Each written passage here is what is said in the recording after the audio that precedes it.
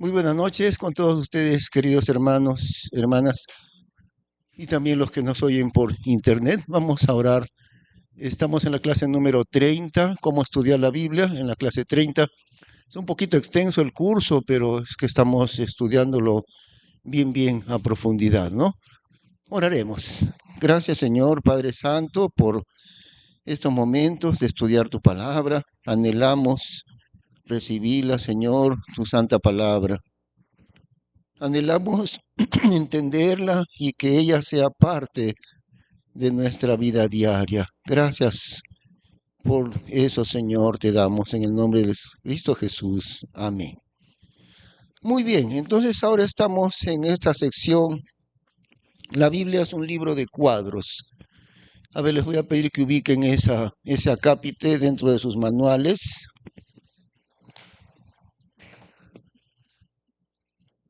La Biblia es un libro de cuadros. ¿Y qué más dice? Eso, la Biblia es un libro de cuadros. Y se descubren estos cuadros al comparar la escritura con la escritura.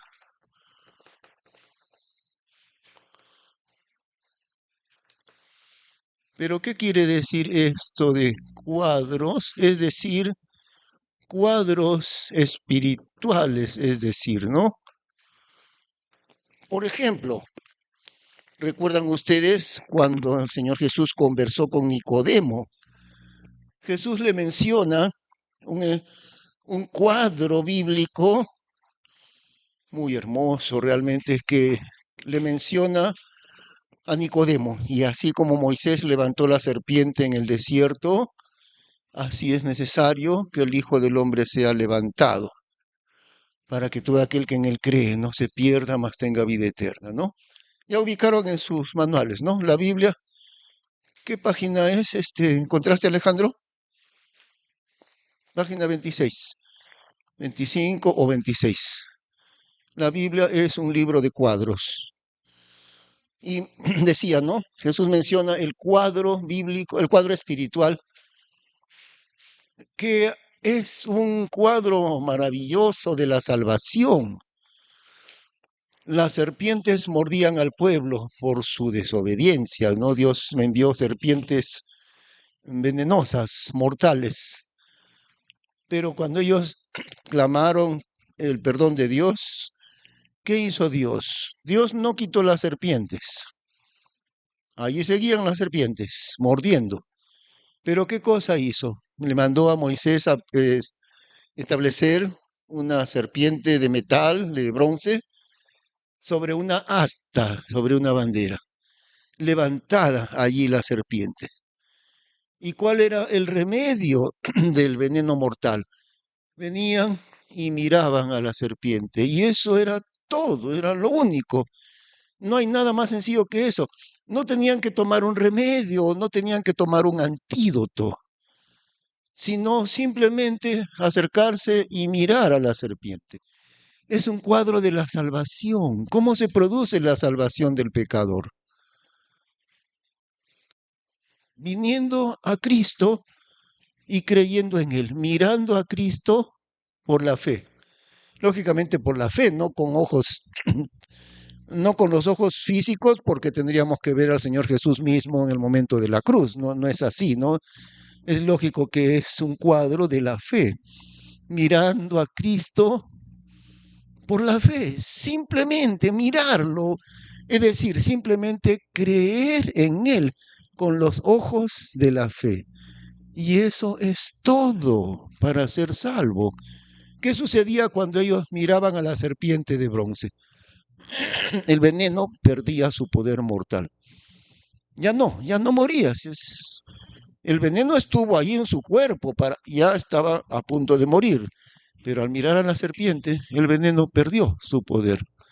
Cuando miramos a Cristo por la fe, el pecado perdió su poder condenatorio sobre nosotros. Es un cuadro hermoso de la salvación. Mirar a Cristo por la fe. Además, Es un cuadro de la cruz. Y Jesús mismo lo menciona.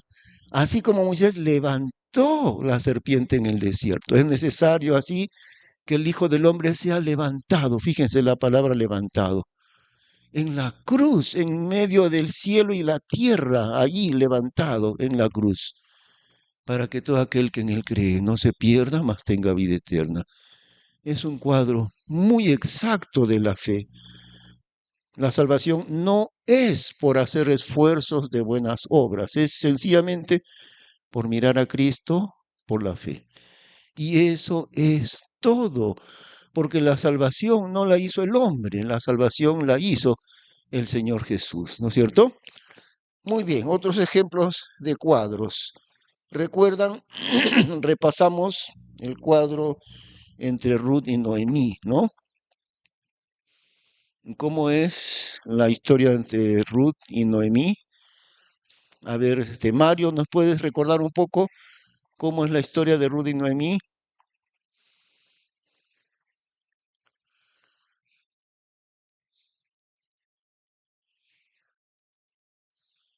Eso, con su esposo, sus dos hijos, ¿no? Sí, no, no, no. Solamente sus hijos fueron a la tierra de Moab. En Moab, sus hijos tomaron mujeres moabitas, ¿no? Se casaron. Pero luego sucedió una desgracia, ¿no? ¿Qué pasó? Murió el esposo de Noemí. Murieron sus dos hijos. Eso, se queda viuda las tres, ¿no? Se queda viuda Noemí y sus dos nueras se quedan viudas. Entonces, el cuadro es a otra vez. Todos estos cuadros son maravillosos, porque Ruth la moabita, la gentil, la menospreciada dentro de Israel, ella representa a la iglesia. Y Noemí es Israel, ¿no? ¿Qué le está pidiendo Ruth a Noemí? No me pidas que me vaya y me aparte de ti. Donde quiera que tú fueres, iré yo. Tu pueblo será mi pueblo y tu Dios será mi Dios. ¿Qué le está diciendo la iglesia a Israel? Que es el pueblo de Dios. ¿Qué le dice la iglesia a Israel? Enséñame quién es tu Dios, tú Israel. No es la iglesia que le enseña a Israel, fíjense, ¿ah? es, es Israel que le va enseñando a la iglesia acerca del Dios verdadero. Y Ruth, la moabita, le pide a Noemí, no me votes, por favor, te ruego, permíteme conocer a tu Dios, al Dios de Israel. Donde tú vayas, yo iré. Allí, tu Dios será mi Dios. Eso es lo que la iglesia gentil le pide a Israel. No me votes, no me menosprecies. Yo ya sé que soy inmunda, ¿no? En la nación gentil. Pero yo quiero ser del pueblo de Dios. Déjame pertenecer a tu Dios. Déjame conocer a tu Dios, al Dios de Israel. ¿Ve? Es un cuadro sumamente hermoso entre Ruth la Moabita, que es la iglesia, y Noemí, que es Israel. Vos es Cristo, el que se casa con Ruth, con la gentil. Vos es Cristo. Esos cuadros, ¿no? Eh, estos cuadros espirituales están por todo el Antiguo Testamento, muchas veces. Eh, ¿Se acuerdan que vimos en Cantares, capítulo 6? Revisemos un ratito Cantares. Ya lo hemos visto, pero ¿por qué lo repito? Porque se olvidan, luego les pregunto y no se acuerdan. Ahí vamos a preguntar lo que les dije, les voy a volver a preguntar. A ver, hermano Alejandro, ¿qué es un misterio? Los misterios que están en el Nuevo Testamento, ¿qué es un misterio bíblico?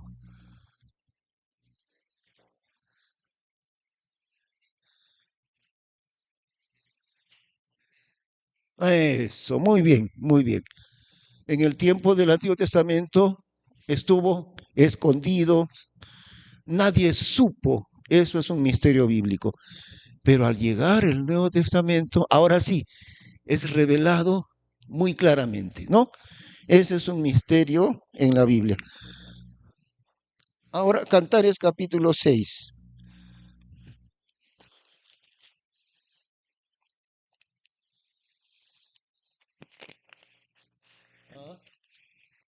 Sí, el Señor Jesús, recordemos las tres aplicaciones que tiene la Biblia, ¿no? Histórica, doctrinal y personal. Entonces, la segunda aplicación, lógicamente, la primera aplicación es el matrimonio, ¿no? El esposo y la esposa, eso. Esa es la primera aplicación, el matrimonio, un hombre y su esposa. Pero la segunda aplicación es Cristo y su iglesia, Cristo el esposo, la iglesia la esposa. Entonces estamos allí, capítulo 6, versículo 8. Y estas son palabras del Señor Jesús, porque en el capítulo hay un diálogo, ¿eh? Habla el Señor Jesús, habla ella. En el versículo 8, que nos dice, 60 son las reinas y 80 las concubinas, y las doncellas 50, o sea, sin número. Mas una es la paloma mía, la perfecta mía. Única es a su madre, escogida a la que la engendró. Vieron a las, vieron a las hijas y llamaronla bienaventurada. Las reinas y las concubinas la alabaron. Como ya hemos aprendido esto anteriormente, ahora yo les voy a preguntar. A ver, vamos a pedirle al hermano Beto que nos explique el versículos 8 y 9. Este es un cuadro espiritual, lógicamente, ¿no? Porque estamos viendo, la Biblia es un libro de cuadros que se descubren comparando la escritura con la escritura. Hermano Beto, explícanos, a ver.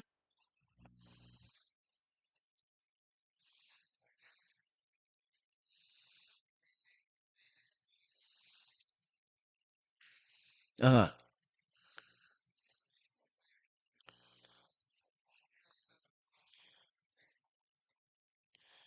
ya. ¿Por qué le llama la paloma mía?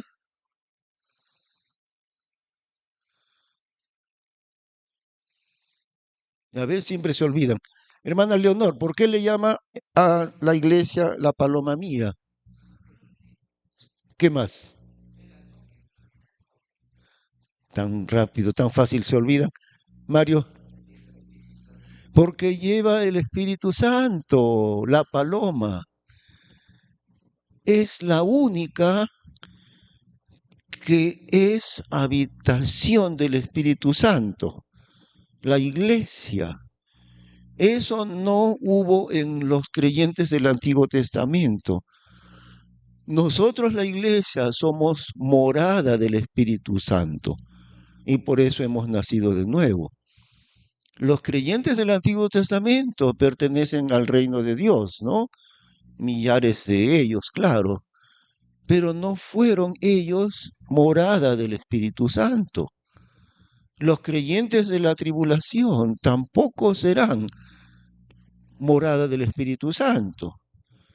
Tampoco los que estarán en el milenio pertenecerán al Señor, sí, serán salvos, sí, pero ellos no tendrán en sí, viviendo en ellos el Espíritu Santo. Y por eso nos dice así, una sola es la paloma, la que es habitación del Espíritu Santo. Ahora, ¿a quiénes se refiere el versículo 8? ¿Ves? Se olvidan tan fácilmente, se olvidan ustedes, hermanos. Hermana Leonor, ¿te acuerdas quiénes son las del versículo 8? Eso, son los santos de otros tiempos. Versículo 8. Las reinas, las concubinas, las doncellas. En realidad son los santos, tanto los del Antiguo Testamento como los del futuro, porque van a venir los santos, miren, no, en la tribulación, un periodo muy corto, 7 años. Van a venir otros creyentes en el periodo del milenio, 1000 años. y vendrán todavía incluso en el reino eterno del Señor. Entonces, ellos son los santos de otros tiempos, las doncellas, las reinas, las concubinas, innumerables. Pero el Señor Jesús dice, innumerables son los que pertenecen al reino de Dios. Pero entre todos los pueblos de Dios, una sola es la paloma mía, la iglesia, la única que es morada del Espíritu Santo. Y eso no se va a repetir. El hecho de que los creyentes viva la tercera persona de la Trinidad en el creyente, eso no se produjo en el Antiguo Testamento. Los creyentes del Antiguo Testamento son del reino de Dios, indudablemente que sí, pero no vivió en ellos el Espíritu Santo así como en nosotros, ¿ve? Los creyentes que vendrán en el futuro también pertenecerán al reino de Dios y serán salvos, pero no serán morada del Espíritu Santo. Por eso nos dice que una sola es la paloma mía. El Señor lo dice, innumerables son los que pertenecen al pueblo de Dios, los de la antigüedad y los del futuro también, pero entre todos ellos es una sola la paloma mía, la iglesia, nosotros, ¿eh? Y la iglesia terminará cuando en el arrebatamiento y no se producirá ya más. Eh, Sigue diciendo, más una es la paloma mía, la perfecta mía, única es a su madre, escogida a la que la engendró. Viéronla las hijas y llamaronla bienaventurada. Las reinas y las concubinas la alabaron. Miren, fíjense esta frase, ¿ya? Voy a preguntarle a Mario, ¿qué significa eso del versículo 9? Mario, estas palabras, viéronla las hijas y llamaronla bienaventurada. Las reinas y las concubinas la alabaron. ¿A qué se refiere esto, hermano Mario?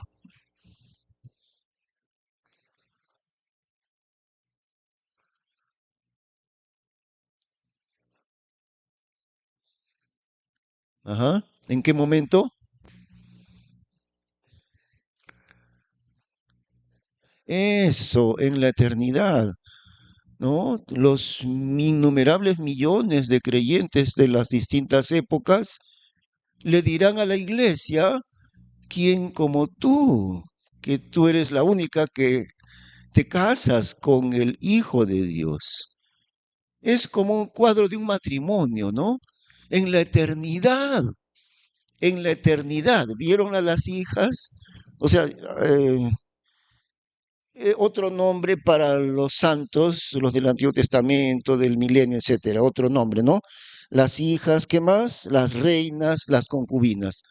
Todos ellos a la iglesia le llaman bienaventurada. ¿Quién como tú? Es como en el cuadro de una boda, un casamiento.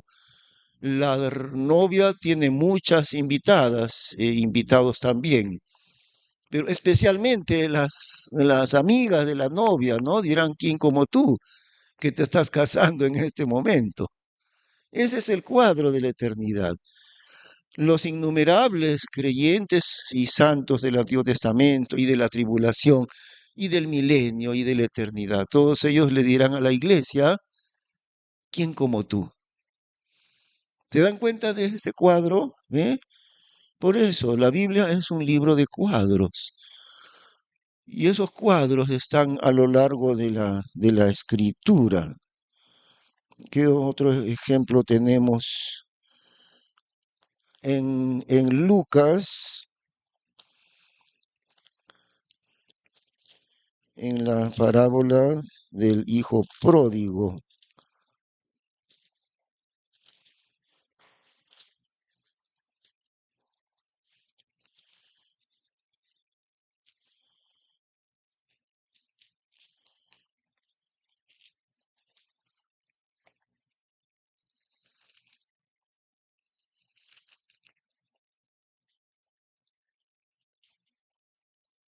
Lucas capítulo 15. Bueno, ya no leeremos con mayor detalle porque ustedes recuerdan, ¿no es cierto? Pero repasamos, ya lo hemos visto también anteriormente, lo repasamos en el versículo 11. Lucas 15, versículo 11. También dijo, un hombre tenía 2 hijos, y el más mozo de ellos dijo a su padre, Padre, dame la parte de la hacienda que me pertenece, y él les repartió su hacienda. Y después de no muchos días, juntándolo todo, el hijo más mozo se partió lejos a una tierra apartada, y allí desperdició su hacienda viviendo perdidamente. Bueno, ya sabemos, ¿no? El arrepentimiento de este hijo. Tenía 2 hijos, un hombre, él representa a Dios, un hombre. Y esos 2 hijos son, el hijo mayor es Israel y el hijo menor es la iglesia. ¿Qué hizo Israel, el hijo mayor, después que su padre hizo una tremenda fiesta, ¿no? El hijo perdido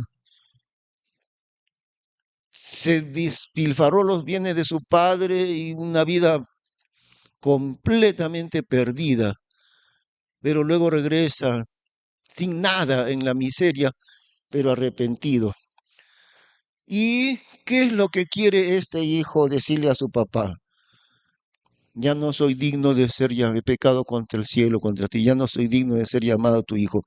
Hazme como a uno de tus jornaleros. ¿Ve? El hijo.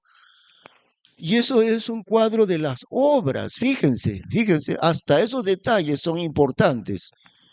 Porque el hijo arrepentido, el hijo pródigo, se hace la idea, ¿no? Como ya no soy digno del nombre de mi papá, lo único que le voy a pedir es misericordia a mi papá, que me ponga como un peón más, porque de llevar su nombre ya no soy digno. Le voy a decir, papá, solamente una cosita nomás de misericordia te ruego, que me pongas junto con los demás peones. Ese es un cuadro de las obras. Hermano Luis Galindo, ¿por qué es un cuadro eso de las obras? Él quiere pedirle que le ponga entre los peones. A ver.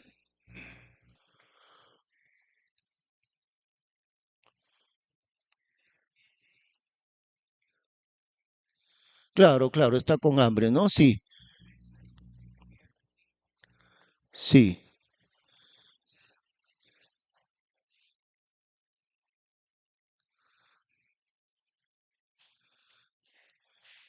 Y estaba diciendo esto, ¿no? Miren, la Biblia muestra estos cuadros, este es un cuadro, es un ejemplo que ya lo hemos visto, donde aún los detalles nos hablan cosas muy importantes, aún los detalles. Le estaba preguntándole yo, ¿por qué las obras para la supuesta salvación por las obras están ahí representadas? O sea, la idea del Hijo, ¿cuál es? Sí, se arrepintió, pero ¿qué pedía el Hijo?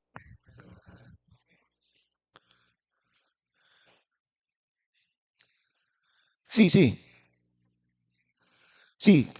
La idea del Hijo era, lo único que le pediré a mi papá es que me ponga como un peón más. ¿Ah? Las obras. Él decía, hijo ya no, porque no soy digno, pero sí peón. O sea, yo trabajo y mi papá me paga.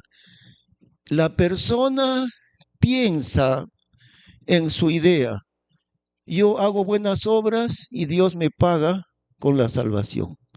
Por eso él sacaba su cuenta y decía, yo trabajo y mi papá me paga. Porque hijo ya no soy ni merezco serlo, pero sí por lo menos que me permita trabajar y él me paga mi salario. Él mismo se pone en la condición de esclavo de las buenas obras, ¿ve? Y esa es la que todos piensan así, que es por las obras, hasta que Dios nos ilumina el entendimiento diciendo, no por obras. Pero normalmente toda persona cree que se va a salvar por las obras. Entonces el hijo pródigo pensaba, yo trabajo y mi papá me paga. ¿Ve? Antes no, antes yo no era peón, yo era su hijo, estaba en su casa, ¿no? Todo me daba mi papá porque las cosas de él eran como también mías igual. Pero ahora yo estaré en la condición de peón. Él pensaba, ahora voy a ser peón. Yo trabajo y él me paga. Entonces la persona viene o trata de venir a Dios pensando, yo hago buenas obras y Dios, ¿qué hace? ¿Ah? Me paga. Dios me perdona, no, Dios me paga. Él decía, yo trabajaré como peón y mi papá me pagará. ¿Ve? Entonces la persona piensa, yo haré buenas obras al venir a Dios y Dios me pagará dándome la salvación. ¿Se dan cuenta que es un cuadro de las obras, la idea de él? Claro, claro, pero la idea de él es así, la idea al venir a su padre. Ahora, ¿qué hace su padre? ¿Lo pone de peón para pagarle? No, ¿qué hace su padre? Le organiza una fiesta de bienvenida y qué peón ni que nada. Le da un vestido de lujo, le organiza una enorme fiesta y le pone anillo en su mano y calzado en sus pies y le pone el mejor vestido. ¿Y qué? ¿Le cobra por el vestido? ¿Le cobra por el anillo? No, no. ¿Le pone como peón y dice, ya tú trabajas y yo te pago? No. Es un cuadro de la diferencia entre las obras. Él quiere ser peón y recibir el pago de la salvación. Su padre dice, no, no, peón no, tú eres mi hijo, no eres mi peón, tú eres mi hijo. Y le hace una enorme fiesta y le regala el anillo, el vestido y todo. Y además dice el cordero, el becerro gordo, que es una figura de Cristo, en base al sacrificio de Cristo, ¿no? El becerro. ¿Se dan cuenta? Esos detalles también. Él piensa en su idea que debe trabajar y ser peón de su papá y su papá le va a pagar. O sea, la persona siempre viene a Dios o trata de venir a Dios diciendo, yo haré buenas obras, me esforzaré y Dios me pagará con la salvación. Pero Dios dice, no por obras, no por obras, gratuitamente por la fe. Ahora el hijo nuevamente está con su papá. Su papá no le dice, te cobro para que estés en mi casa. Al contrario, le regala un montón de cosas y le hace una enorme fiesta. ¿Ve?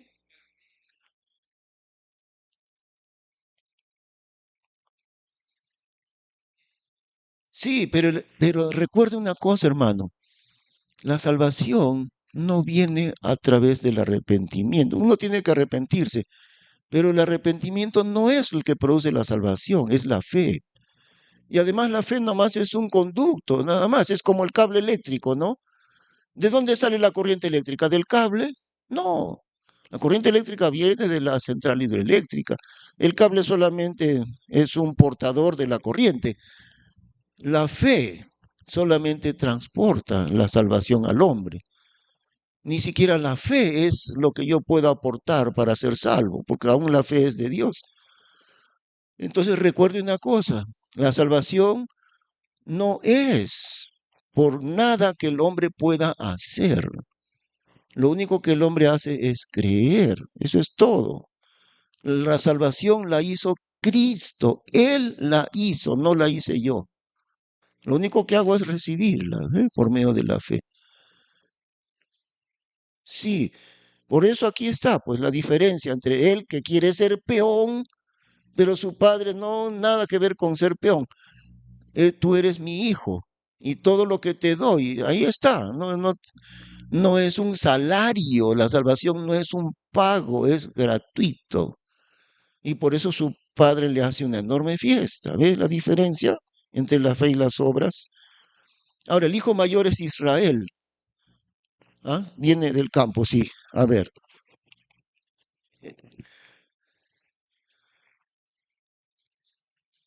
Ah, sí, claro, sí, sí, sí, sí, sí. El hijo mayor es Israel. A ver, eso, 28. A ver, leemos. No, no más atrás. 25. Y su hijo, el más viejo, estaba en el campo, el cual como vino y llegó cerca de casa, oyó la sinfonía y las danzas. y llamando a uno de los siervos le preguntó qué era aquello.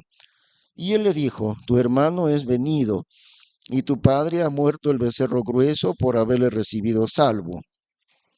Entonces él se enojó y no quería entrar. El padre entonces saliendo le rogaba que entrase. Mas él respondiendo dijo a su padre, he aquí tantos años ha que te sirvo que nunca he traspasado tu mandamiento y nunca me has dado un cabrito para que haga banquete con mis amigos. Mas después que vino este tu hijo, que ha engullido tu hacienda con rameras, le has matado el becerro grueso. Él entonces le dijo, hijo, tú siempre estás conmigo y todas mis cosas son tuyas, mas hacer banquete y holgarnos era menester, porque este tu hermano muerto era y revivió, se había perdido y es hallado. Miren el enojo grande del hermano mayor, porque el hermano mayor es Israel.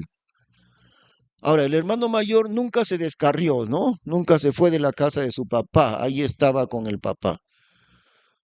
E Israel supuestamente está siempre con Dios, supuestamente nada más, porque en realidad sí han sido muy desobedientes. Pero aún así, siempre se considera que Israel es el pueblo de Dios, siempre ha sido el pueblo de Dios Israel. Entonces ese concepto se mantiene dentro de la parábola, ¿no? Enojadísimo el hermano, ¿qué es esto? ¿Qué fiesta es esta? Y pregunta y le dicen, tu hermano ha venido sano y salvo y tu papá le ha hecho un fiestón por haberle recibido y no quería entrar, no quería entrar. Israel, los judíos, no quieren entrar al banquete de la salvación hasta ahora. No quieren porque ven que Dios a los gentiles los ha salvado y dicen, no, no, no, el hijo mayor, qué exacto es Dios en ese cuadro, ¿ve? Israel no quiere entrar a la salvación que Dios le da a los gentiles. No quiere. Y su padre le rogaba que entrase y aún así él no quiere entrar. Qué buena gracia, este tu hijo, un perdido, todos tus bienes los ha despilfarrado con rameras y ahora llega y le haces una fiesta. Ese es Israel. Dice que los gentiles, esos perdidos, esos inmundos, los tiene Dios dentro de su salvación. No, no puede ser. Y el hijo mayor dice, yo siempre estoy contigo y nunca te he desobedecido. Bueno, supuestamente no ha desobedecido. Dice, yo siempre estoy contigo y nunca me has hecho ningún banquete a mí, ni un cabrito me has dado.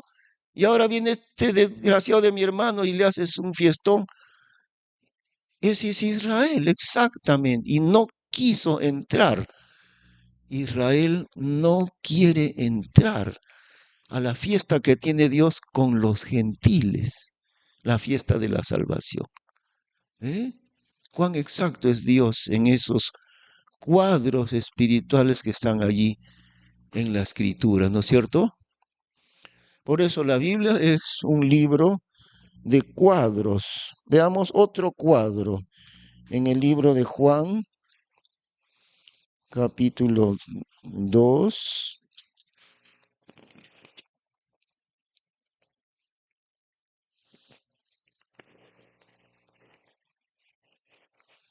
Juan capítulo 2, versículo 12.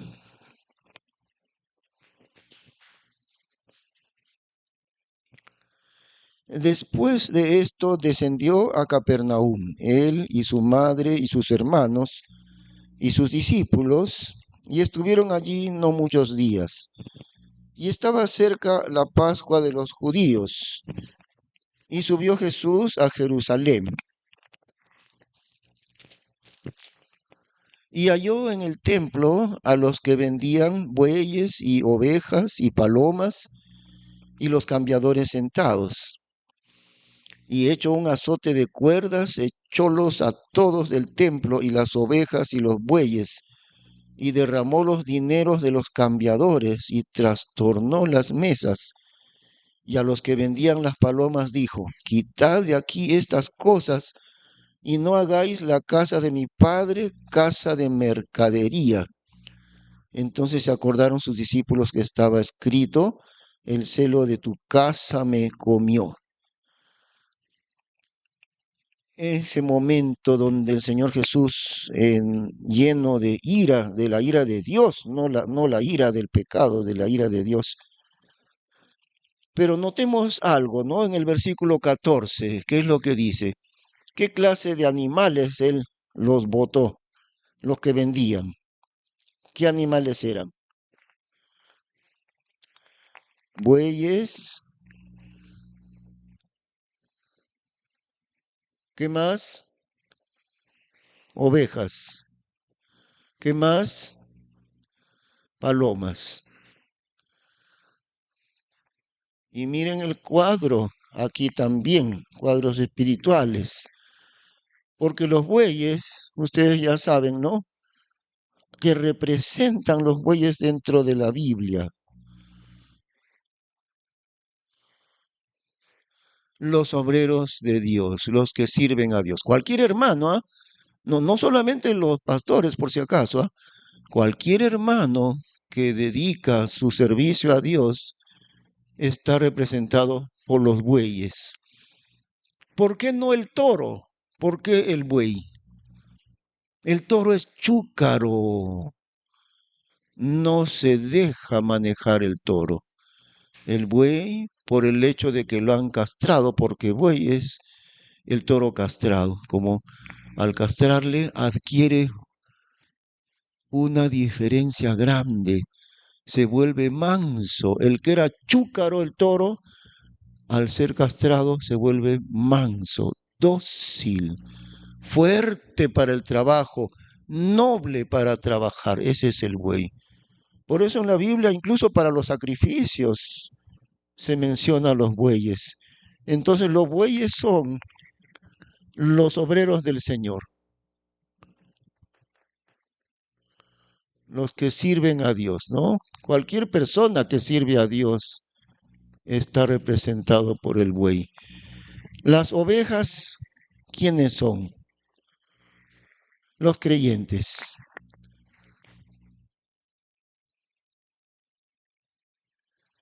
Y las palomas, el Espíritu Santo, no hay otro, el Espíritu Santo. Entonces, fíjense el significado de este cuadro, cómo en ese momento ellos vendían, hacían mercadería con estas tres cosas. Vendían bueyes, vendían ovejas y vendían palomas. Vayamos a su aplicación espiritual, que hasta el día de hoy es igual que en el tiempo del Señor Jesús. Igual, igual, igual.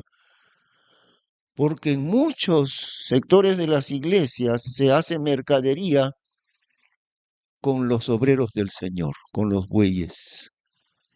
Saben que en países como Estados Unidos, y seguro acá también en iglesias grandes, seguro es igualito, en las iglesias muy grandes allá, ¿no? En las denominaciones, por eso también una denominación no es la estructura bíblica, una denominación, sino simplemente la iglesia local. Nada más, no una denominación, pero en las grandes denominaciones, ¿no? Donde hay una estructura jerárquica creciente, etcétera. Entonces, el que tiene una posición ejecutiva, digamos, en el organismo regional de la denominación, un alto directivo de la denominación, entonces le llama a uno de los pastores, porque él es un ejecutivo de la denominación, y le va a decir, ¿cuánto tú ganas en esa iglesia? Bueno, yo gano solamente $3,000.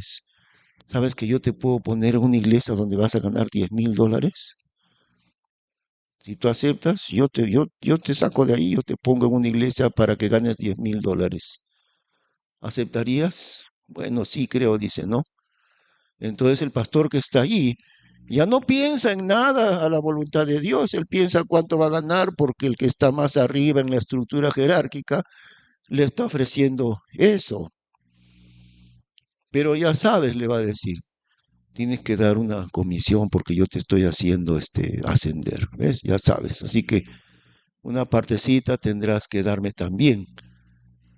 Ese negocio vergonzoso y diabólico, porque no es otra cosa que es un negocio diabólico y vergonzoso, vendiendo bueyes, igual que en el tiempo del Señor Jesús, vendiendo bueyes, o sea, comprando y vendiendo a los obreros del Señor. Es igual que en el tiempo del Señor Jesús. ¿Ah? No, a mí me pasó una vez. Ah, sí, una vez.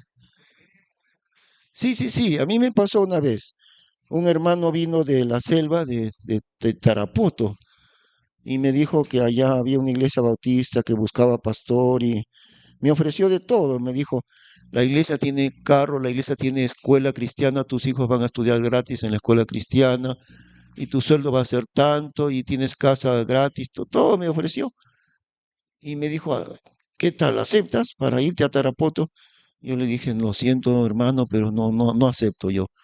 Dios me ha puesto ahí en Chaclacayo y yo no tengo un motivo para salir de donde Dios me colocó.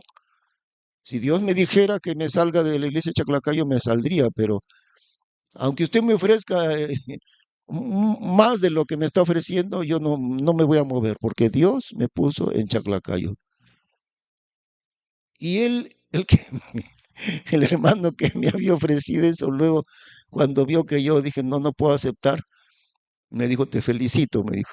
Te felicito por no haber aceptado esa oferta. Es que no es asunto de cuánto voy a ganar, eso no es la voluntad de Dios.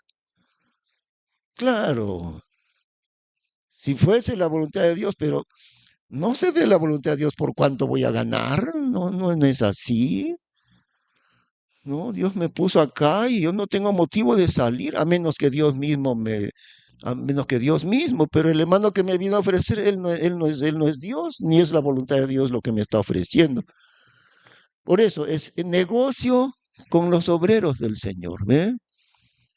¿Qué más? Negocio con los creyentes. Claro, sí. Toda persona que sirve al Señor.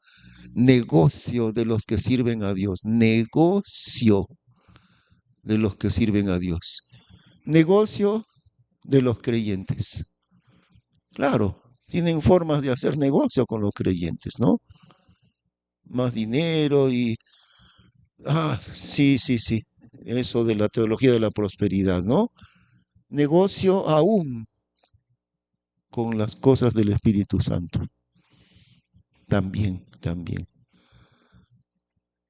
Increíble, pero es así. Y el día de hoy es igual. Ellos vendían bueyes y ovejas y palomas dentro del templo de Dios. Y hoy en día hacen lo mismo. Hacen negocio de los pastores, hacen negocio de los creyentes y hacen negocio de las cosas de Dios, o sea, del Espíritu Santo. Perdón. Ah, claro, sí, sí, muchas cosas así. Mire, un primo mío en Estados Unidos, un primo, un familiar mío, estuvo trabajando por unos años en la iglesia esa que ya no existe, se llamaba la Catedral de Cristal, en California. La Catedral de Cristal era un templo lujosísimo. Querían hacer algo semejante al templo de Salomón, así. Bueno, en la Catedral de Cristal. Y entonces invitaron a un predicador muy conocido para ir a predicar en la Catedral de Cristal. Y este hermano dijo, ya, me invitan a la Catedral de Cristal, pero tienen que pagarme tanto y tienen que ponerme en un hotel de 5 estrellas, ¿no? Y además, mínimo, para que yo vaya ahí, qué sé yo, $30,000, una cantidad muy grande. Mínimo, para que yo vaya ahí, $30,000. Y hotel de 5 estrellas y todo, todo, todo. Mi pasaje, todo. Y si no me dan $30,000, yo no voy. Eso es hacer negocio con el Espíritu Santo. Un predicador conocido, famoso. Yo no voy si no me pagan tanto. ¿Qué les parece? Estamos igual que en el tiempo del Señor Jesús haciendo negocio de las tres cosas. ¿Ve? Una vez me invitaron hace ya como 6 años por ahí, me invitaron a un lugar que está más arriba de Oxapampa. Un hermano de aquí de la iglesia me dijo, usted podría ir, le están invitando ahí unos hermanos, entonces yo voy a ir con usted, si viajamos, viajamos los dos. Ya, pues, ya está bien, le dije, tenía unos días de aniversario de su iglesia y para que usted enseñe ahí, hay un buen grupo de hermanos que yo conozco. Ya, ya está bien, no hay problema. Y luego me dijo, los hermanos quieren saber cuánto cobra.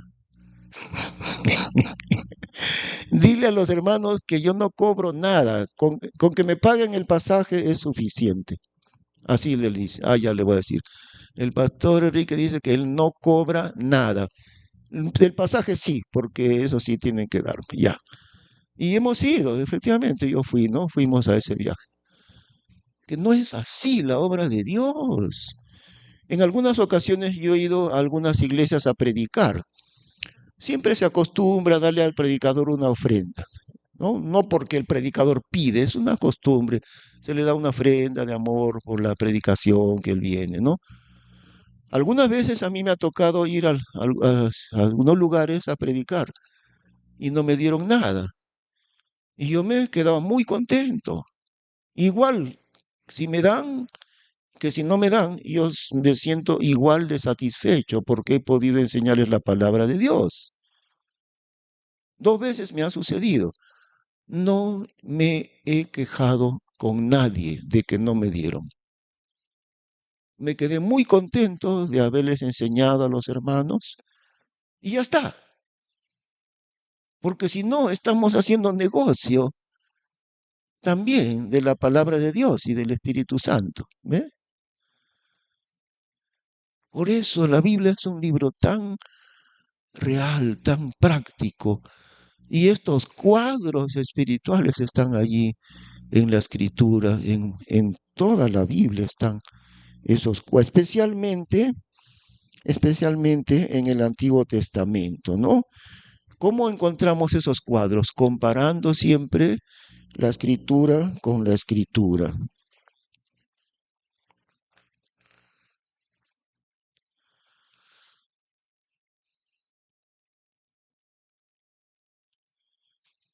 Otro ejemplo,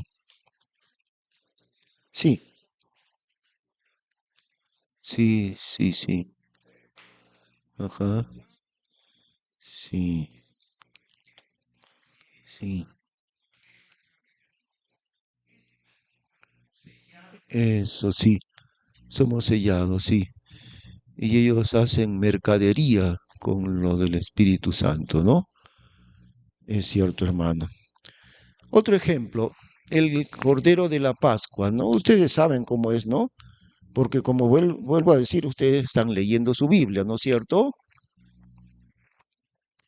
Yo tengo una costumbre de que los días pares, si el día es par, yo leo en el Nuevo Testamento, ahora estoy leyendo en Mateo. Y si el día es impar, leo en el Antiguo Testamento, ahora estoy por Primera de Reyes. Yo he venido recorriendo la Biblia entera desde Génesis y ahorita estoy en Primera de Reyes. Y vuelvo a leer, ¿no? Antiguo Testamento y Nuevo Testamento, así recorro en mi lectura. Eh, y ustedes supongo que están haciendo lo mismo o aprenden a hacer, a leer. Entonces les hago recordar, no los explico todo porque yo supongo que ustedes están leyendo su Biblia, ¿no? El Cordero de la Pascua, cuando iban a salir de Egipto, la última plaga, ¿no? La muerte de los primogénitos de Egipto. Y además esa fue la noche de la Pascua. ¿Qué les indicó Dios a ellos, al pueblo de Israel? Tenían que esa noche sacrificar un cordero en cada familia. Pero ¿qué tenían que hacer con la sangre del cordero? Eso, ¿no? En la puerta. Arriba la sangre, pintar con la sangre la puerta, la parte de arriba y ambos lados también. Y cuando el ángel de Dios, el ángel de la muerte, pasaba por esa casa, si el ángel veía la sangre, pasaba de frente. Y miren, incluso los egipcios podían haberlo hecho. Si algún egipcio hubiera sacrificado el cordero y hubiera puesto la sangre, el ángel no lo hubiera matado, aún con ser egipcio, porque el ángel hubiera visto la sangre. Pero miren la sangre, arriba y a los dos costados, ¿no? La cruz de Cristo, un cuadro de la cruz de Cristo, ¿no? Aún eso, todos esos detalles son maravillosos. ¿Se acuerdan que les dije el arca del pacto? Dos materiales del arca del pacto, ¿no? Era un cofre de este tamaño, por ahí no era tan grande, cofre de madera y de oro.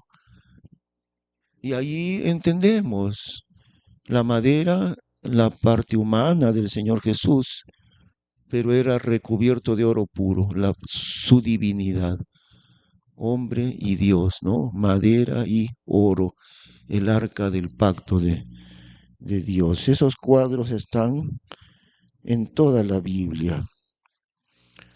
Muy bien, ahora seguimos adelante con el siguiente punto. La Biblia, ¿qué página estamos? Creo que es 26. ¿Qué página tienes, Mario? 26, ya. La Biblia cobra vida a través del uso de los tipos. ¿Qué más dice? ¿Encuentras, hermana Zoila, ese acápite? No sé, porque es que mi página es diferente. No sé qué página es. Página 26. A ver, léenos ahí, Zoila, ¿qué dice? No, eso ya pasamos.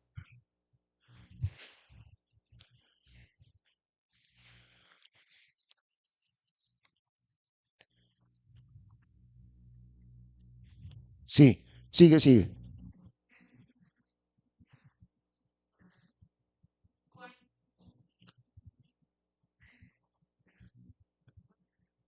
Ya. Aquí entonces está la palabra tipos. Es un término que se usa mucho.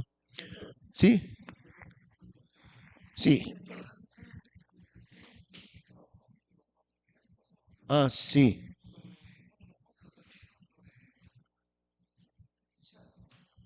Ah, de veras. Ya, vamos a mencionarlo ya.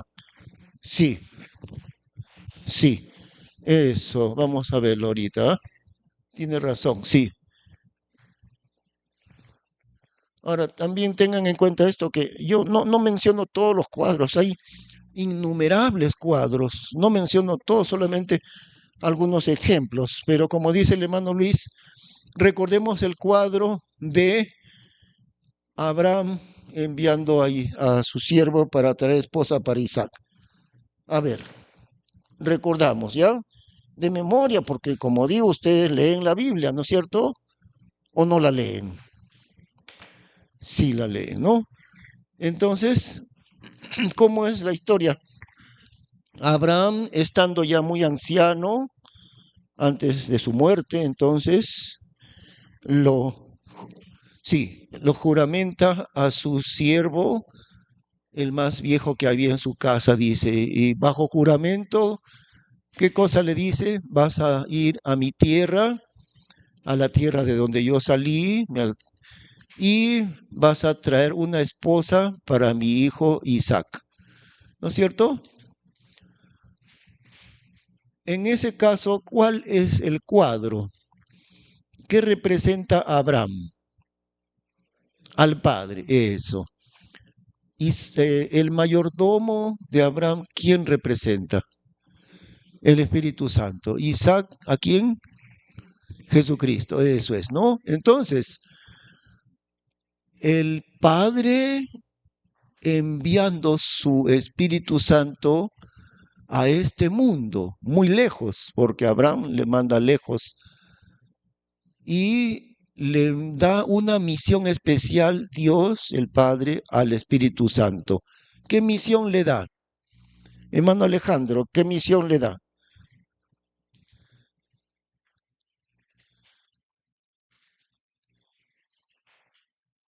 Ajá. Eso, ¿no? Conseguir esposa para su Hijo Jesucristo. Dios desde el cielo envía al Espíritu Santo lejos al mundo con una sola misión, conseguir una esposa para su Hijo Jesucristo. Es hermosísimo este cuadro. Y cuando el siervo consigue pues efectivamente a Rebeca, él regresa acompañado de Rebeca a la casa de Abraham. Cuando el Espíritu Santo consiguió a todos los creyentes de la iglesia, ¿qué sucederá al final? El Espíritu Santo acompaña a la iglesia al hogar del Padre, al cielo, llevando a la esposa de Cristo. Rebeca, la iglesia, sí. Ambos, Rebeca, la iglesia, con el Espíritu Santo, van lejos al lugar de Dios, ¿no? A la casa de Dios, donde está el esposo, Cristo Jesús. Y así, la iglesia se va con el Espíritu Santo en el arrebatamiento de la iglesia hacia el cielo, hacia el hogar del esposo, porque el hogar del esposo no es en el mundo, el hogar de Cristo es en el cielo. Qué cuadro tan hermoso realmente. Y sí,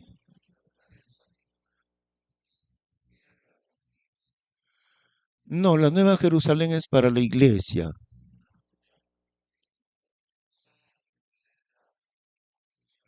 Ajá, así.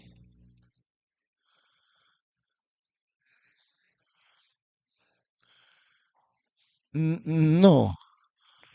Ah, ya, tú dices en ese sentido, ¿no? Sí, revisemos entonces ese detalle en Génesis,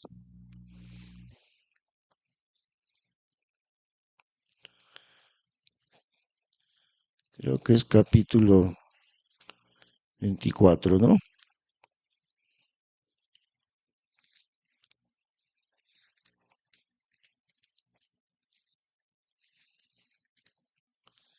Génesis 24 y versículo, el último, versículo 67.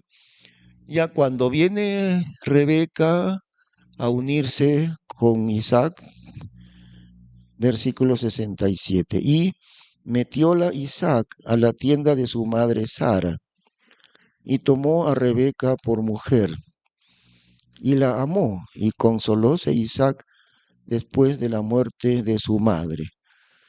Entonces, recordemos una cosa en cuanto a estos cuadros, ¿ve? Sí, pongan atención.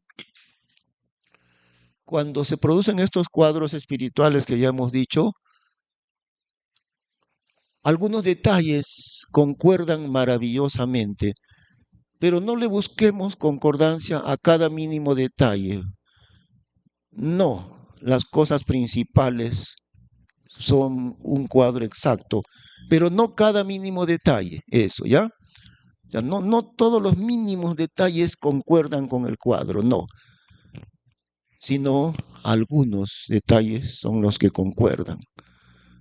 Muy bien, teniendo en cuenta eso, entonces viene Isaac a la tienda de su madre, metió Isaac a su nueva esposa Rebeca, a donde la metió a la tienda de su madre Sara, la tienda, o sea, las carpas, ¿no? Porque ya había fallecido.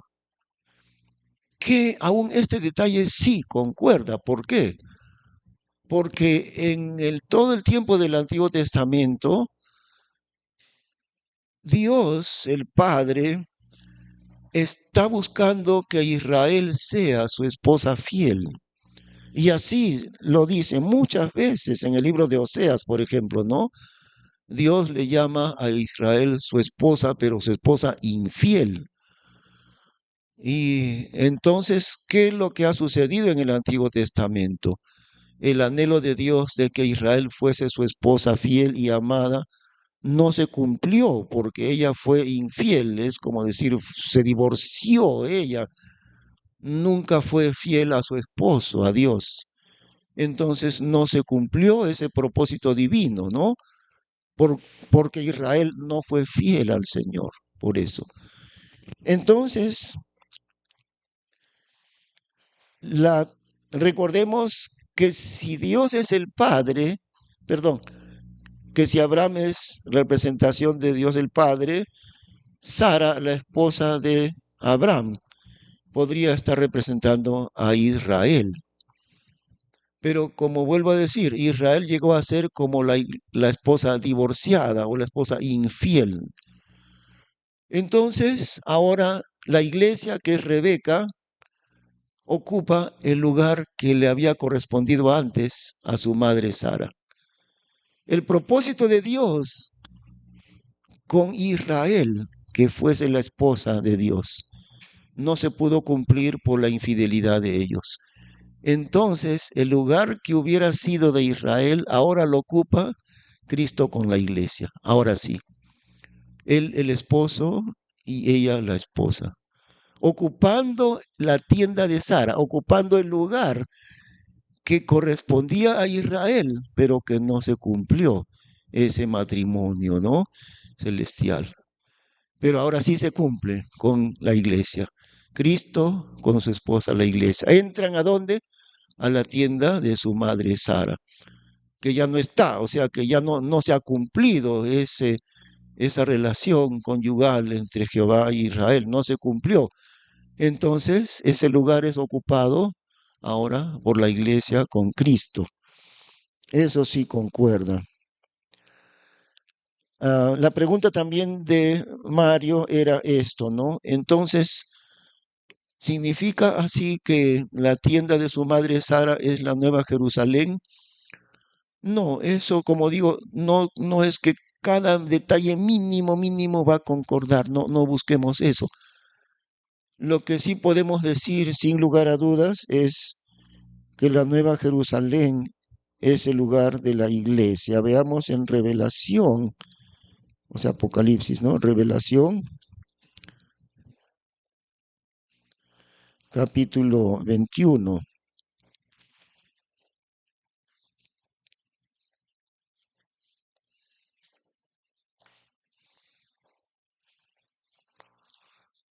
Revelación 21 y versículo 2.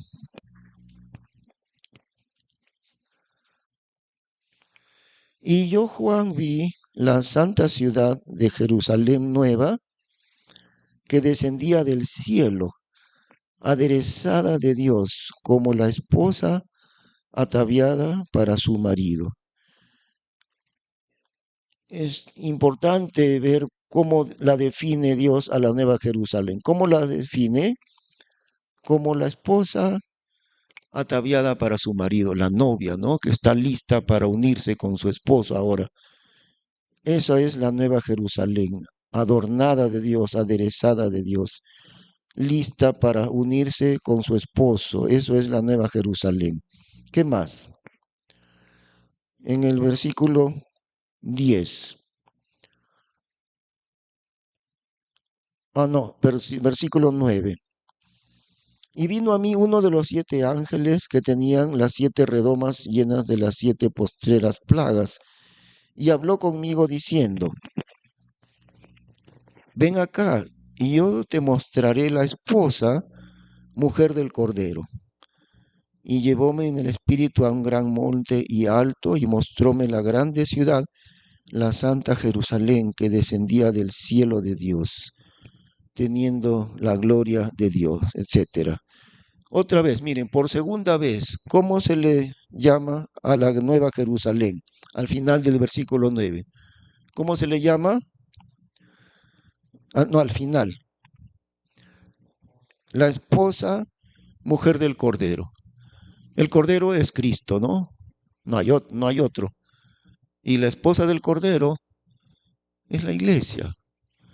Por eso decimos que la Nueva Jerusalén es la morada de Cristo con su iglesia. No es morada de Israel, ¿ve? Es morada de Cristo con su esposa. A ver, una pregunta importante. ¿Israel es el pueblo de Dios? Sí. Pero una pregunta, escuchen. ¿Israel es la esposa de Cristo? No, no. La esposa de Cristo no es Israel, es la iglesia. ¿Israel es pueblo de Dios? Sí, por supuesto, pero no es la esposa de Cristo. La esposa de Cristo es la iglesia, nosotros. Cuando Él reine, el Señor Jesús, en Jerusalén, en el milenio, los 1000 años de su reino. ¿Reinará la iglesia? Sí. ¿Reinará Israel? También. Pero, ¿qué diferencia habrá entre Israel y la iglesia? Ya lo hemos dicho, ¿no? Antes, ¿no? ¿Ah? Sí va a haber diferencia. Los dos van a reinar. Israel va a reinar y la iglesia también va a reinar. A ver, claro, otra diferencia. Ajá, ¿y la iglesia? Eso, ahí está, eso es. Y la iglesia reinará junto con Cristo siendo la esposa del rey. La iglesia participa de su reino como esposa del rey, ¿ok? Israel participa del reino como la familia del rey, no la esposa del rey. Israel es la familia, los familiares del rey. ¿Ve? Entonces eso es igual aquí. Por eso sabemos que la Nueva Jerusalén no será morada de Israel, sino de la esposa de Cristo. Y ahí dice, al final del versículo 9, ¿qué dice? Ven acá, yo te mostraré la esposa, mujer del Cordero. Es indudable, ¿ve? La Nueva Jerusalén es la morada de Cristo con su iglesia. ¿Y dónde estarán Israel y las demás naciones? ¿Dónde estarán? Veamos.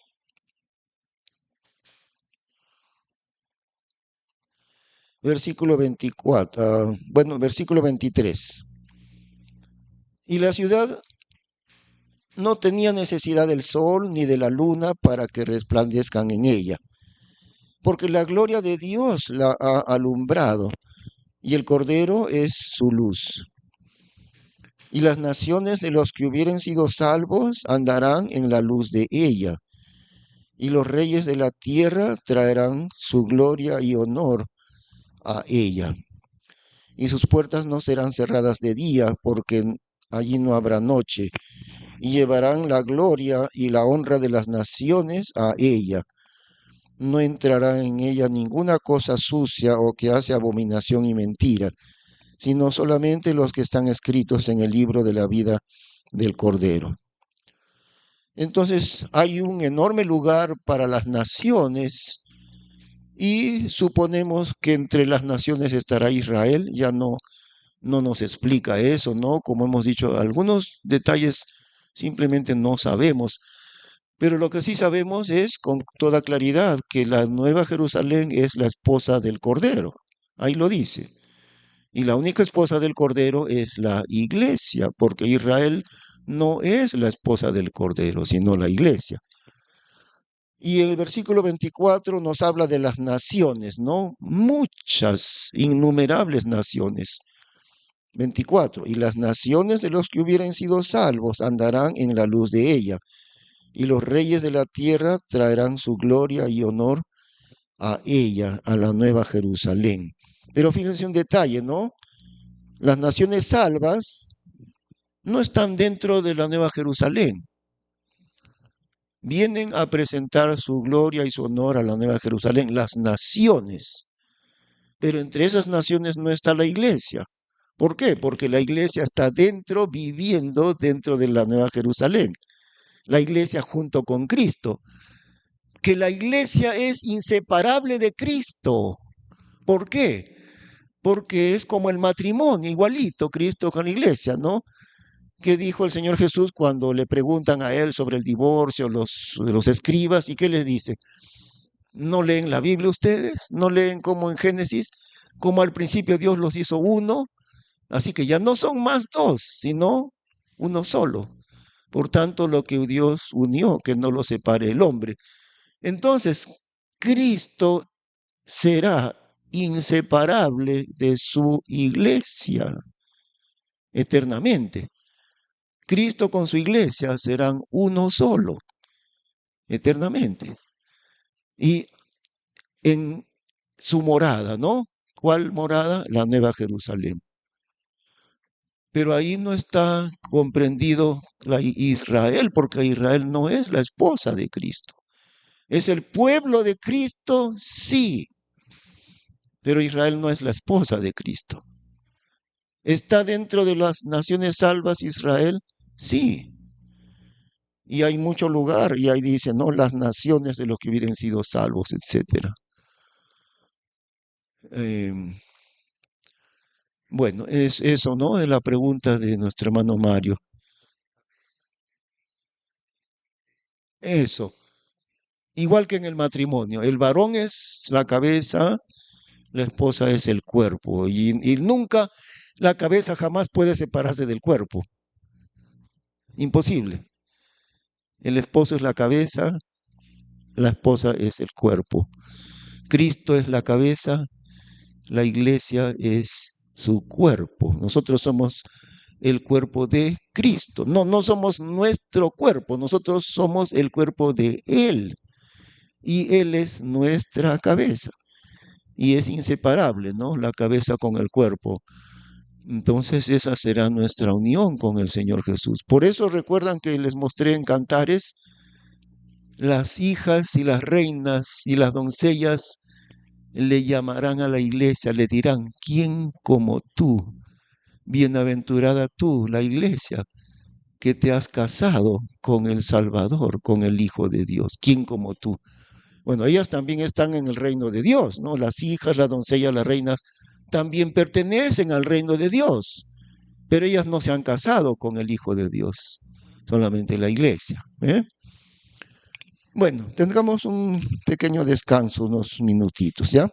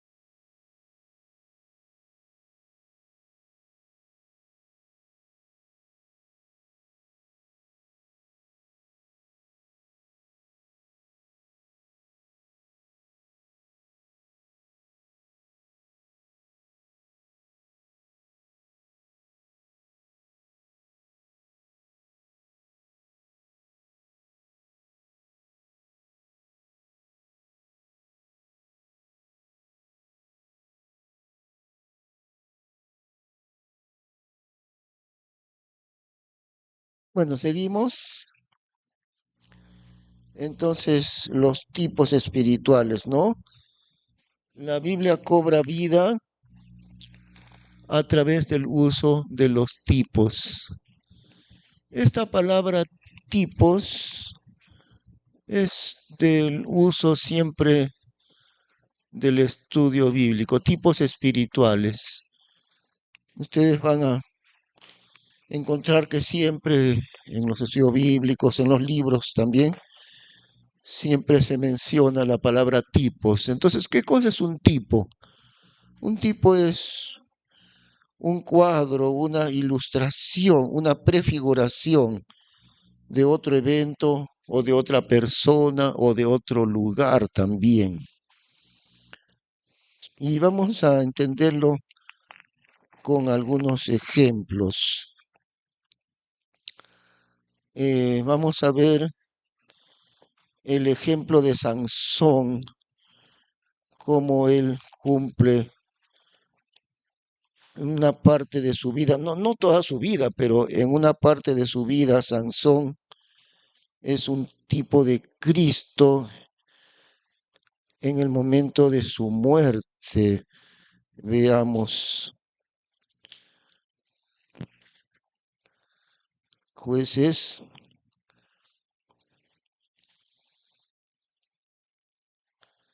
en el capítulo de la muerte de Sansón, capítulo 16.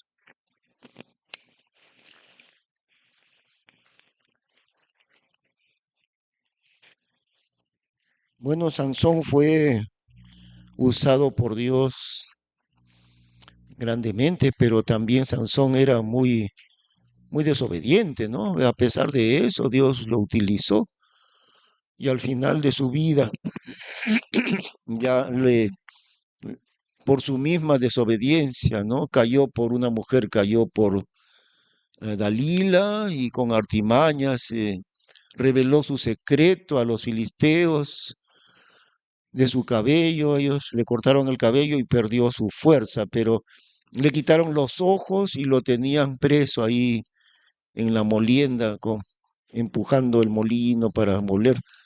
Pero pasó el tiempo y le volvió a crecer el cabello y los filisteos no se dieron cuenta que otra vez, pero lo llevan para divertirse. Veamos, ¿no? Jueces capítulo 16, versículo 22. Y el cabello de su cabeza comenzó a nacer después que fue rapado. Y los príncipes de los filisteos se juntaron para sacrificio a Dagón su dios, y para alegrarse, y dijeron, nuestro Dios entregó en nuestras manos a Sansón nuestro enemigo. Y el pueblo viéndolo loaron a su Dios diciendo, nuestro Dios entregó en nuestras manos a nuestro enemigo y al destruidor de nuestra tierra, el cual había muerto muchos de nosotros. Y aconteció que yéndose alegrando el corazón de ellos, dijeron, llamad a Sansón para que juegue delante de nosotros.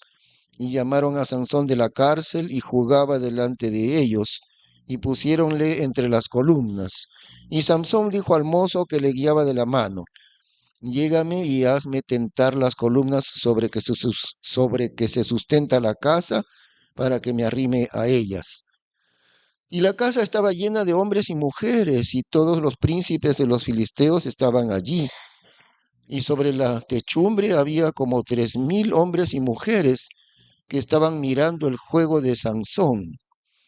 Y Sansón clamó a Jehová y dijo, Señor Jehová, acuérdate ahora de mí y esfuérzame ahora solamente esta vez, oh Dios, para que de una vez tome venganza de los filisteos de mis dos ojos.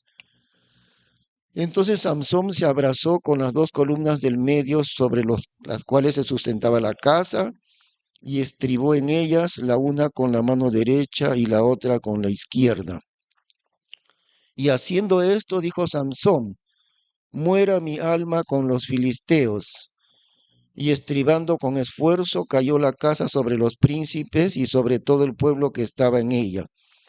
y fueron muchos más los que de ellos mató, muriendo, que los que había muerto en su vida. Fíjense un cuadro hermoso de Cristo, porque ¿qué dice al final del versículo 30? Y fueron muchos más los que de ellos mató muriendo, que los que había muerto en su vida. Cristo venció definitivamente el poder diabólico, no en su vida, sino muriendo en su muerte. Lo venció completamente al diablo al morir. Así como Sansón dice que al morir mató muchos más enemigos de los que había muerto en su vida. En este sentido, Sansón es un tipo de Cristo, ¿no? ¿Ve? Entonces, eso es un tipo, es una prefiguración que tiene que ver también con los cuadros de la Biblia. O sea, un tipo espiritual es así. Sansón es un tipo de Cristo en ese sentido. Muy bien, otro ejemplo. Vamos a ver en Primera de Reyes.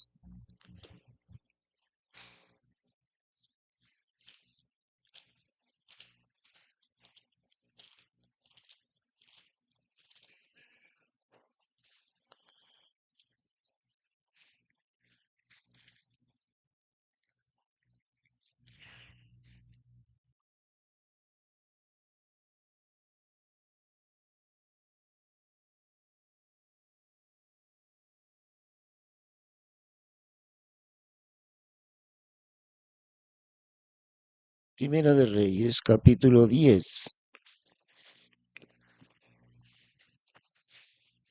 Y este es un ejemplo único, extraordinario en este caso. Salomón, Primera de Reyes, capítulo 10. Salomón es un tipo de Cristo, pero también Salomón es un tipo del anticristo.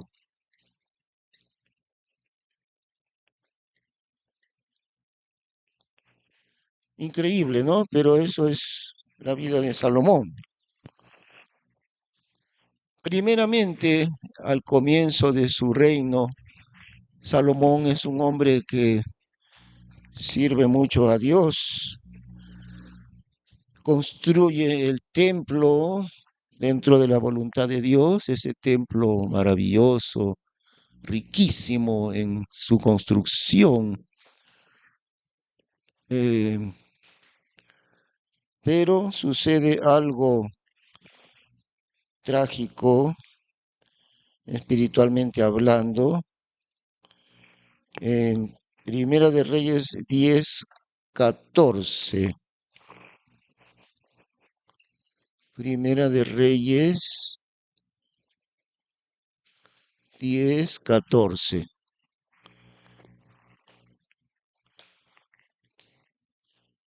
Ahora, en el comienzo de su reinado, los primeros años de la vida de Salomón, todo estaba bien, pero llegó en la parte final de su reino, llegó el momento en que Salomón desvió su corazón de Dios. Y el punto específico donde él se comienza a desviar está aquí. Primera de Reyes 10:14. Vamos a leerlo. ¿Qué dice? El peso del oro que Salomón tenía de renta cada un año era, ¿cuánto era? 666 talentos de oro. 666. ¿Les recuerda algo este número? El número de la bestia. 666 talentos de oro. Algo, algo nos suena en el oído.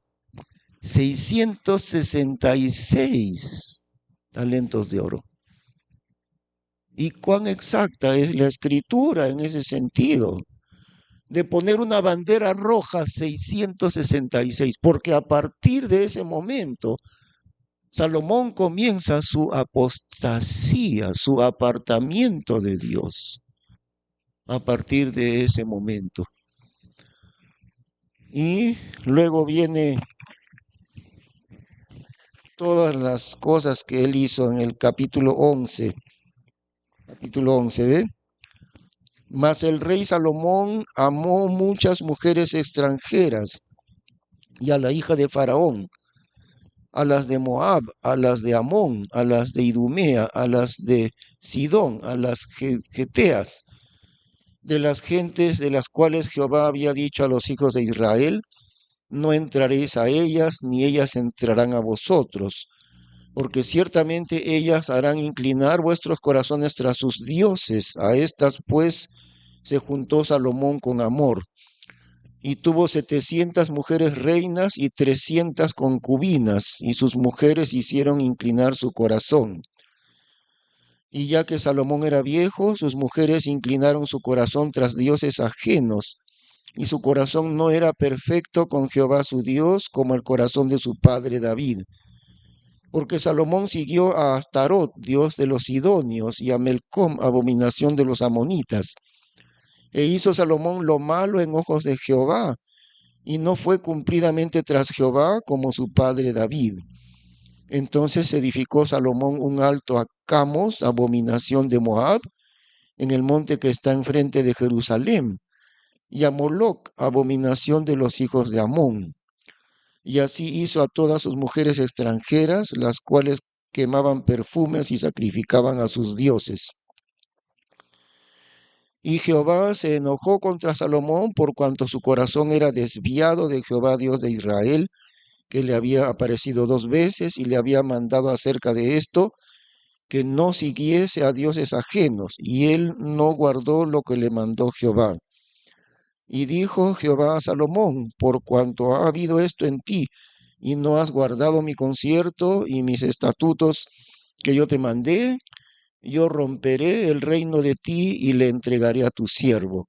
Empero no lo haré en tus días por amor de David tu padre, mas yo le romperé de la mano de tu hijo. Empero no romperé todo el reino, mas una tribu daré a tu hijo por amor de David mi siervo y por amor de Jerusalén que yo he elegido. La apostasía de Salomón.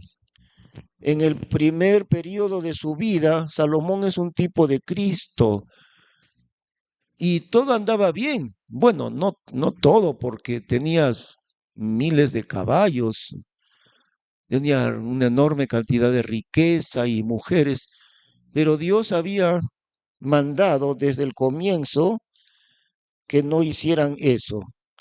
Miren, veamos un ratito en Deuteronomio 17. ¿Eh? Deuteronomio 17.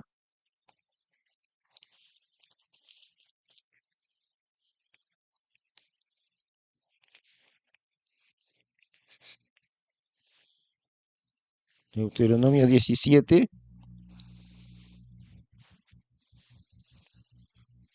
versículo 14.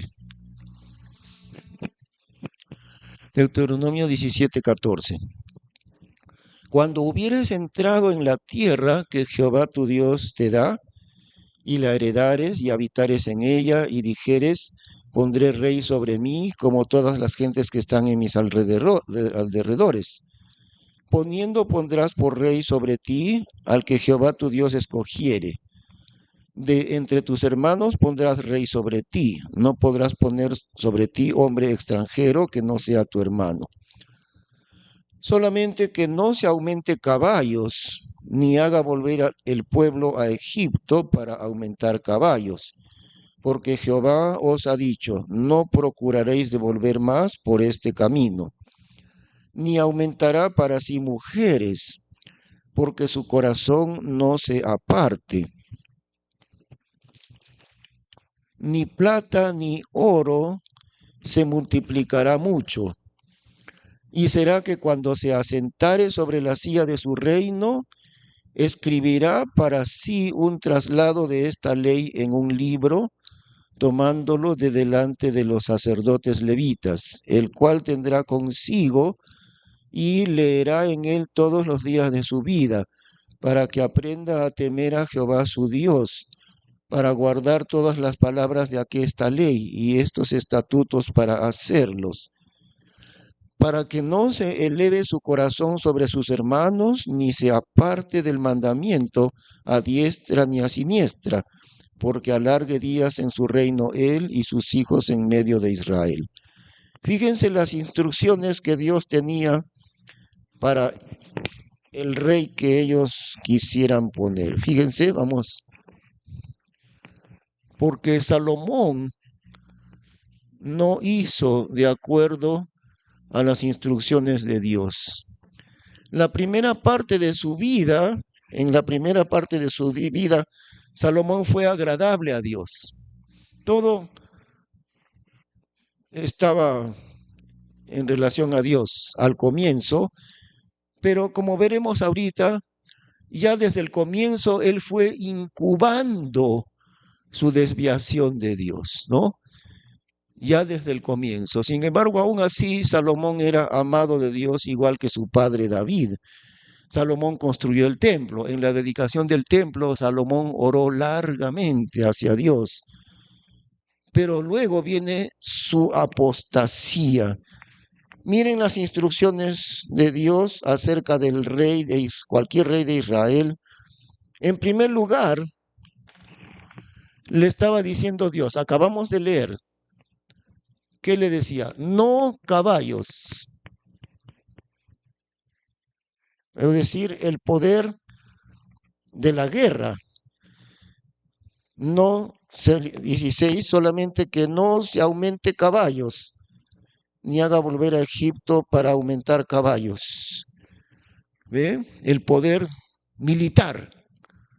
No, dice Jehová, tu poder soy yo, no es tu poder militar, tu poder soy yo, no caballos. En segundo lugar, no mujeres. Una mujer es muy diferente de tener muchas mujeres, ¿no es cierto? Y Dios le dice, no. Versículo 17. Ni aumentará para sí mujeres, porque su corazón no se aparte. En tercer lugar, no riquezas. No riquezas. Dice allí, versículo 17, ni aumentará para sí mujeres, porque su corazón no se aparte. Ni plata ni oro se multiplicará mucho. ¿Cuánto de plata y oro tenía Salomón? Era tanta la cantidad de oro en el tiempo de Salomón que la plata, dicen, no se apreciaba. La plata era como cualquier metal porque era demasiada la cantidad de oro en el tiempo de Salomón. Y Dios le dijo, no plata ni oro, no, ni plata ni oro se multiplicará mucho. Esas eran las instrucciones de Dios para el rey. En cuarto lugar, ya no tenemos mucho tiempo, pero en cuarto lugar, que copie la Biblia para él mismo, que copie la Biblia y la lea todos los días. Miren esas 4 instrucciones de Dios. Porque no dice que mande a que le saquen una copia. Miren, no dice así. Fíjense la importancia de los detalles de cada palabra de la Biblia. Veamos el versículo 18. ¿Qué dice ahí? Y será que cuando se asentare sobre la silla de su reino, ¿qué dice? Díganme ustedes. escribirá para sí un traslado de esta ley en un libro. No dice pedirá a sus escribas que ellos le hagan una copia. Fíjense eso. Dice que el rey mismo escribirá para sí un traslado de esta ley en un libro, tomándolo de delante de los sacerdotes levitas, ¿no? Para copiarlo, el cual tendrá consigo la Biblia y leerá en él todos los días de su vida para que aprenda a temer a Jehová su Dios. Por eso leemos la Biblia todos los días. ¿Para qué? ¿Para qué dice? Para que aprenda a temer a Jehová su Dios, para guardar todas las palabras de aquesta ley y estos estatutos para hacerlos. ¿Qué más? Para que no se eleve su corazón sobre sus hermanos, ni se aparte del mandamiento a diestra ni a siniestra, para que no se llene de orgullo, ¿no es cierto? 4 instrucciones de Dios para el rey. No caballos, o sea, no poder militar, no el poder del hombre, sino el poder de Dios. No caballos. ¿Qué más? No mujeres. ¿Qué más? No riquezas. Pero Salomón hizo exactamente lo contrario de lo que Dios decía. Tenía cientos de caballos y jinetes también. Tenía, dice ahí, 1000 mujeres, 700 esposas, ¿no? Dice 300 concubinas. Y tenía enorme cantidad de riqueza. Es exactamente lo contrario que Dios había dicho. No es extraño entonces que llegando a la madurez de su vida, el corazón de Salomón se fue en apostasía, en desobediencia grande contra Dios. No es extraño la consecuencia de no hacer lo que Dios había dicho. No tengas caballos, no tengas poder militar, no tengas mujeres. Una es tu esposa, pero mujeres, no tengas mujeres. No tengas riquezas. Ten para vivir, sí, pero riquezas es otra cosa. Y en cuarto lugar, que copie la Biblia él mismo y que la lea todos los días. Y es evidente que Salomón no obedeció las instrucciones de Dios, porque cómo terminó en apostasía, ¿no? De tal manera que Salomón es un tipo de Cristo primero, y al llegar la madurez de su vida es un tipo más bien del anticristo. Ahí está, 6, 6, 6. El peso del talentos de oro era 6. Pero, perdón.